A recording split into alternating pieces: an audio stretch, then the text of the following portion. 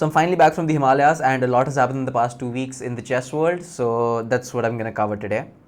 So first of all, to give some context for the people who have not been following the chess controversy that's been happening in the past 1 month, somewhere in the beginning of September, a young American player called Hans Niemann played against the reigning world champion Magnus Carlsen, and despite being at a disadvantage while playing with the black pieces, he was able to beat Magnus Carlsen. And the very next day, Magnus Carlsen withdrew from the tournament and first indirectly and then directly claimed that Hans Niemann had cheated and had been cheating since quite a while. And then unfortunately a very sad public trial took place where a lot of people took sides and kept on switching sides based on who had just spoken and so on. And today, in fact just a couple of hours back, chess.com published this report on Hans Niemann, where it's like a 70-page report where they have provided a lot of instances where Hans Niemann has likely cheated, and a lot of proof that shows that Hans Niemann was aware that he was cheating and that he had admitted it on multiple occasions to the chess.com team. Now you'll be able to find a lot of videos online that go in depth in this Hans Niemann report, but the thing that I would like to focus on is on the first page. In the first bullet point, the report reads, "We present evidence in this report that Hans likely cheated online much more than his public statements suggest. However, Hans has had a record-setting and remarkable rise in rating and strength. In our view, there is a lack of concrete statistical evidence that he cheated in his game with Magnus or in any other over-the-board, i.e. in-person games." So basically what chess.com in this report is saying is that Hans Niemann likely has cheated online on their platform in a lot of tournaments, in a lot of serious tournaments as well. But the FIDE rating mainly depends on the over-the-board play, and chess.com so far has not found any statistically significant evidence that Hans Niemann has cheated over the board, and that is despite state-of-the-art cheating detection software that they own. However, in the past there are 3 very notable claims about Hans Niemann's cheating, and claims that there's evidence that he did or did not cheat. First of all, there's Kenneth Regan, who is a chess player, a statistician, and one of the people in the cheat detection team in FIDE, I think. And his cheat detection software did not detect any sort of cheating in Hans's over-the-board play, although his software has failed to detect cheating in a lot of other people's plays who have been proven to be cheaters. Then there was Yosha's analysis that came out 1 week back, where she used Chessbase as tool. And according to that, she came to the conclusion that at the very least, Hans Niemann is either an extreme statistical outlier and by far the best player in the world, or has been cheating all along. And just a couple of days back, a Brazilian channel called Milky Chess came up with this video and a video that was a prequel to this, where as a player gets stronger, there's a certain indicator of the strength of moves, something he calls average centipawn loss, and I'll explain what that means later. But as a player improves in ELO, the average centipawn loss has to go down. There's a very strong correlation that he establishes among a lot of different players, and he happens to show that Hans Niemann is an extreme outlier even in that case, where his average centipawn loss is not improved despite his rating jumping from 2300 all the way to 2700 in the past 4 years. So that was me giving you the context of all the things that are going on right now, and now getting on to the analysis that I myself have done. So first of all, just clarifying that I'm not a statistician and I'm not a master level player either, but I am a physicist by training, and so I believe that compared to the average chess fan, I understand statistics just a little bit more. And so I took it upon myself to analyze the situation as much as I could, and here are my findings. So there are a total of 2 graphs that I want to show you. In this first graph, basically what I've done is I've recreated Milky Chess's analysis, but I've done it in a way that makes much more sense to me, and I think you'll agree. So first of all, I've taken 6 extremely strong junior players, or players who were in the junior section just until last year. So there's Hans Niemann, there's Vincent Kaymer, there's Alreza Firouzja, there's Gukesh, there's Prago, and there's Sipenko. All these players are prodigies and have shown immense growth in the past 3 to 4 years. And here's what I did. So I took all of the games that they have played over the board classical, from the point in time where they hit a rating of 2300 all the way up to the point where they hit a rating of 2700. As you can see in the graph, I have broken the graph into bins of 50 ELO points. So basically, let's say when Hans was between the rating of 2300 and 2350, and this is FIDE rating, not a live rating. So when Hans was between a rating of 2300 and 2350, He played a certain number of games. Let's say he played 100 games while he was in that ELO range. So for every single game that he played while he was in that ELO range, I calculated something called the modified CPL. I'll explain what that means in a second. And I repeated that for when he was between 2300 and 2400, when he was between 2400 and 2450, and so on, all the way up to between 2650 and 2700. And I repeated the same process for all of the players that are listed over here. Now let's talk about what modified CPL is. So the concept is very similar to ACPL, where you assume that the top computer line is the perfect move, and compared to that, we play an inferior move and we lose certain centipawns, and we average that throughout the duration of a game. But there are two modifications that I'm making to this. First of all, I'm not considering the first 10 moves of the game, and that is because most top players follow a book when they're playing the first 10 moves of the game, and so it doesn't make sense to calculate the average centipawn loss. For example, I really like tactical games, so if I'm playing the Italian and my opponent responds with opponent who's playing black responds with bishop to c5, instead of going for the gioco piano or gioco pianissimo or castling, which are the top 3 moves recommended by the engine, I would likely go for a b4 or an early d4, and both of these moves are basically gambits of pawns, and I will be penalized heavily according to the computer. But it does not make sense to penalize me because that is a conscious choice. I know for a fact that these are not the best moves, but these are the ones that give me the most practical chance to win the game because I know that I am a more tactical player than my opponent. And so the centipawn loss and the openings don't make sense, so I just ignored the first 10 moves. But I also ignored the centipawn loss where I have an overwhelming advantage over my opponent. For example, let's say that I have a queen and 4 pawns in an endgame and my opponent has a rook and 2 pawns. According to the computer, the best thing to do would be to promote one of the pawns and then go on a checkmating attack. But that is extremely complicated for a human to calculate. But a human wants to minimize the amount of calculation that they have to do, and they want to completely make sure that they will not mess it up, and they don't want to give their opponent any sort of counterplay.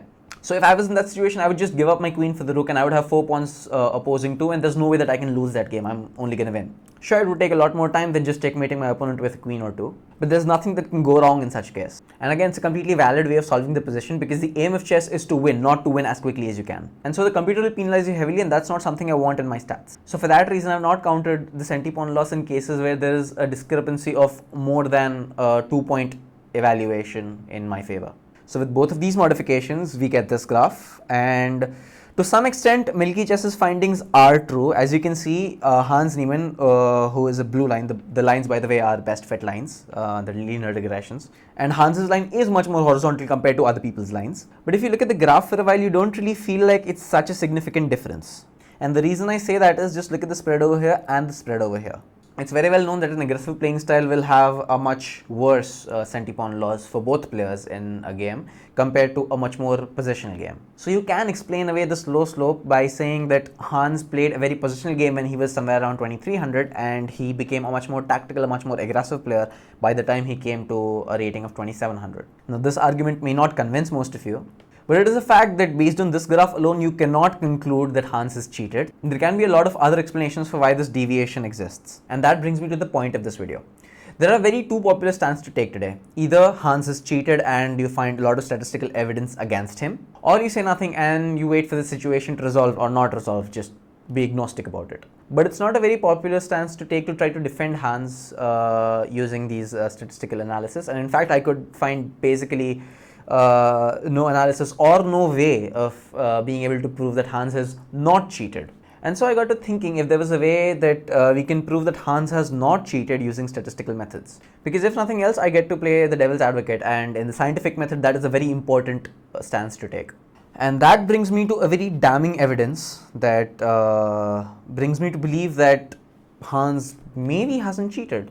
So we have this extremely ugly hodgepodge looking graph over here, and let me explain what I mean by this graph. But before that, let's do a thought experiment. So very often I like to play against a computer, and my preferred site is Chess. So on Chess there are 8 levels of stockfish on the cell phone, and very often what I do is I give myself odds against the strongest computer, which is rated around 3000 to 3200, and I would probably play against stockfish up a queen, for example. And here's the thing, I find it extremely easy to beat even the most advanced stockfish when I begin with queen odds. And that makes sense. I'm able to do it even when I'm playing a 1+0 bullet game against it. In fact, after a little bit of practice, I can beat the top level of stockfish when I'm up just a rook. And I'm not a very strong player. I'm rated somewhere around 1900 on chess.com, a little over 2000 on Chess. But then you see these players, Andrew Tang, Hikaru, who are definitely far weaker than stockfishes, but they're able to consistently beat players far, far stronger than me when they're down a queen. And there's a good reason for that. The reason is computers don't understand the concept of counterplay. When a computer is losing, what they'll do is they'll try to drag out the game as much as possible and try to minimize the loss of evaluation as much as possible.